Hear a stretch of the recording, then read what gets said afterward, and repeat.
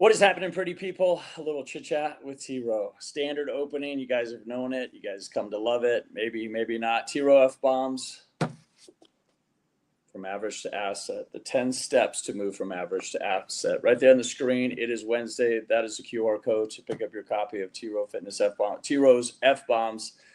And today, what I want to do is, you guys have endured the last 2 days with me, Monday and Tuesday. And today, what we're going to do is we're going to get into finances and fuel.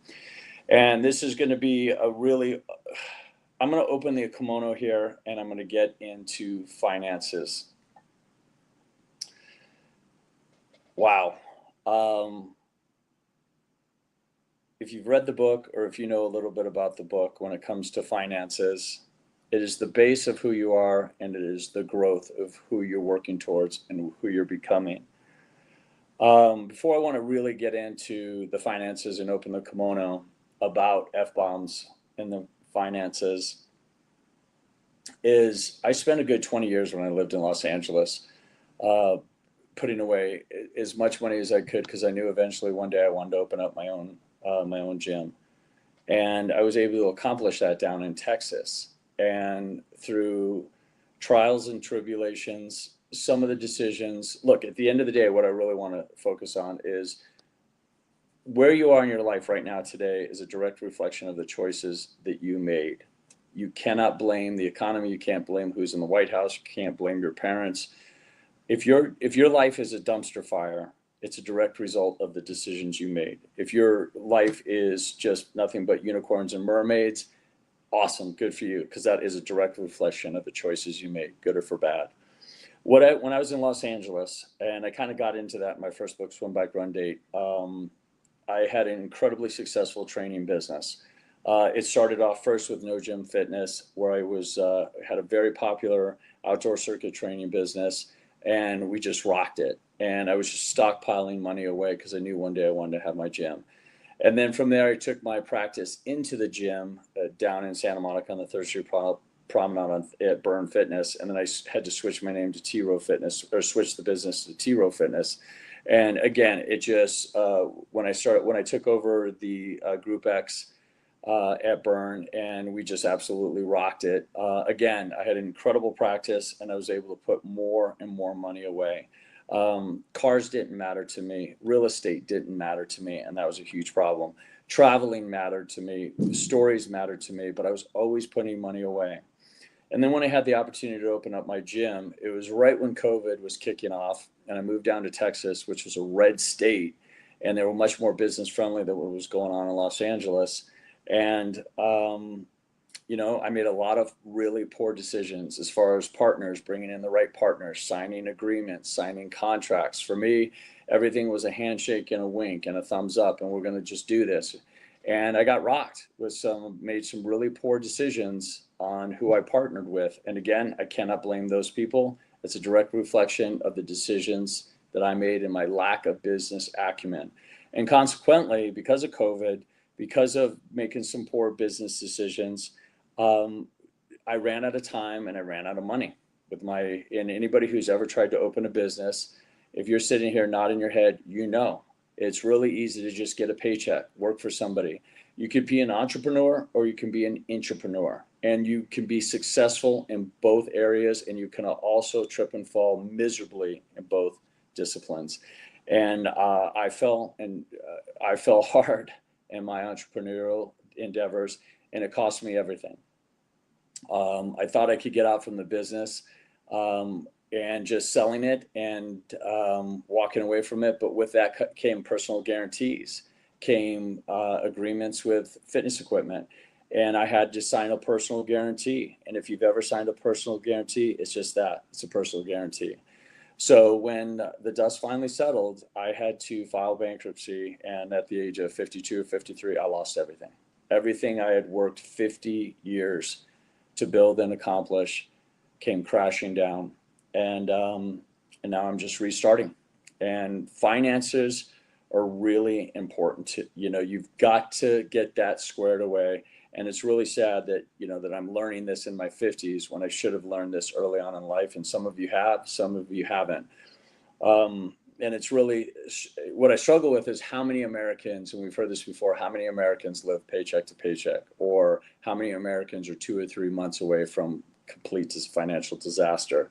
And that's a whole nother conversation that we can get into.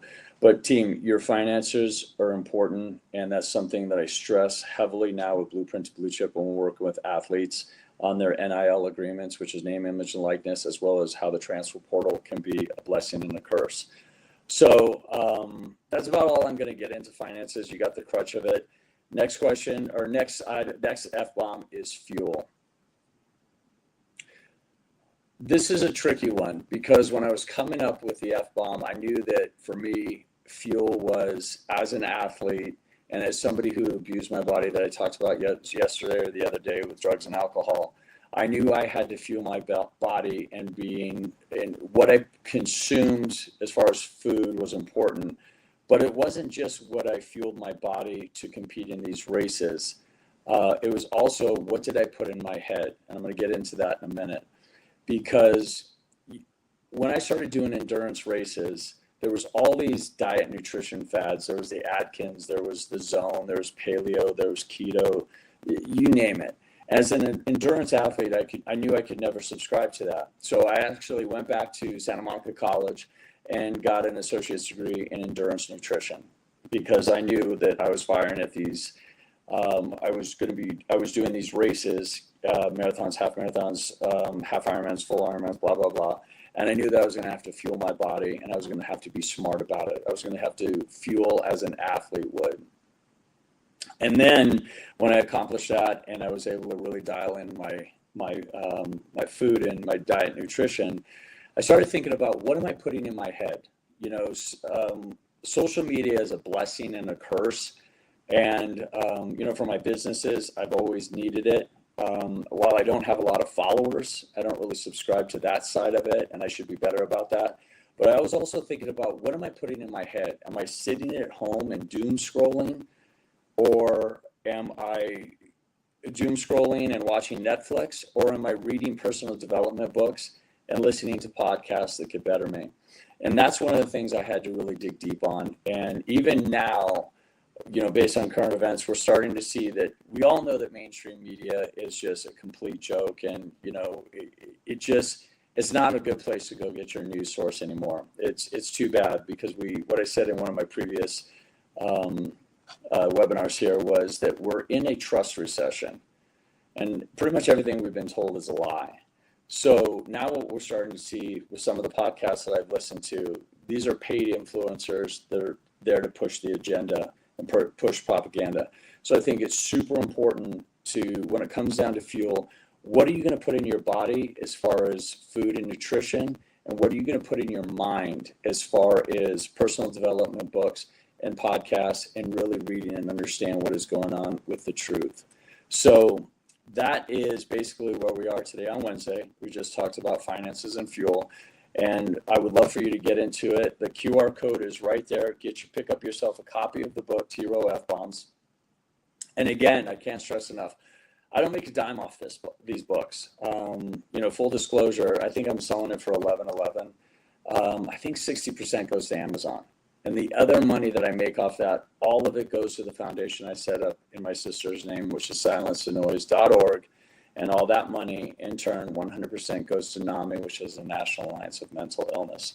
So in the vein and in the spirit of fuel, by picking up T-Row F-Bombs, I wouldn't really call it a personal development book, but it is definitely a book that's going to challenge you mentally, as well as some exercises in there, literally and figuratively, just challenge you physically and mentally.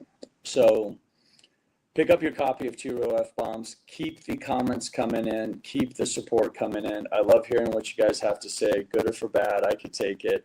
I say this time and time again. I'm not a writer. I'm not John Grisham. I'm not Stephen King. It's just a passion of mine to get my thoughts out there. And hopefully it'll give you something, something that you'll learn, and something that you too can believe in. All right, team, thank you so much. Thank you for joining me here today, Wednesday. We'll see you tomorrow on Thursday.